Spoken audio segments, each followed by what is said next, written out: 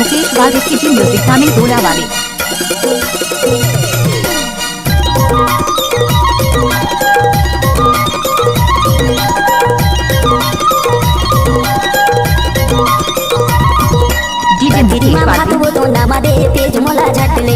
मुला झटले go by चारोटा चिकना वो संग चटनी मा बाई चाटले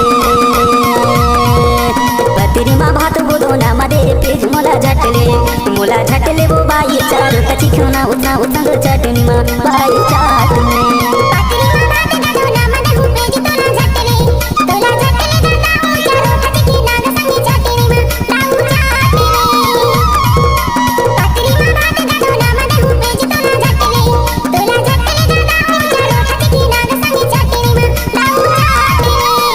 नाम तो सुना ही होगा लेकिन मुकेश वाल के धामिल टोला वाले।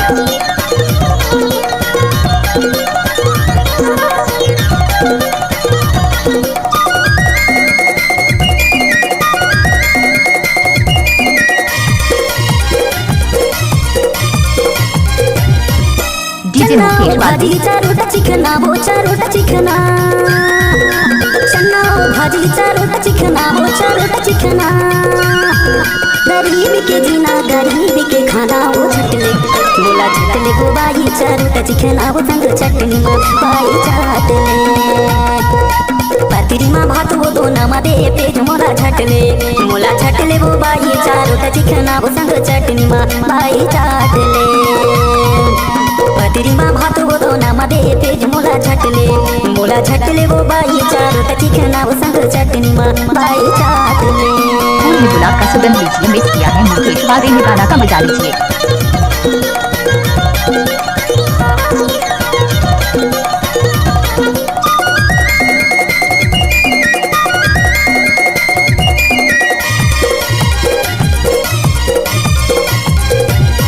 डीजे मुकेश वाल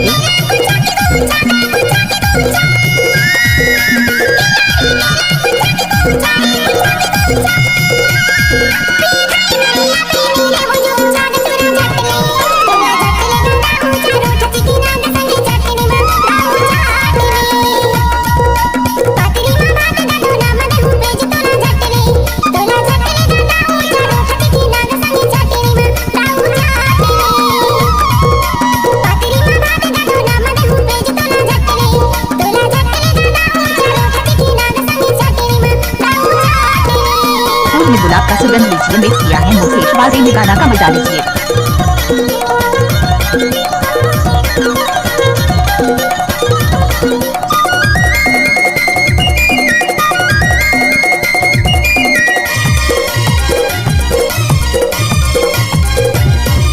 डीजे मुकेश वाल तू इचपोकी वो तू इचपोकी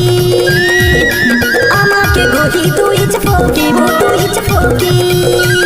रत्ता जो हत मोर पर के डेरी चे आंखी झटले मुला झटले गो बाई चारोटा चिकना वो संग चटनी मा बाई चाटले पतिरी मा भात वो दोना मध्ये पेज मुला झटले गो बाई चारोटा चिकना वो संग चटनी मा बाई चाटले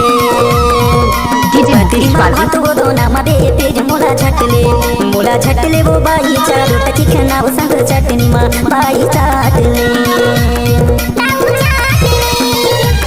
बाई चाटले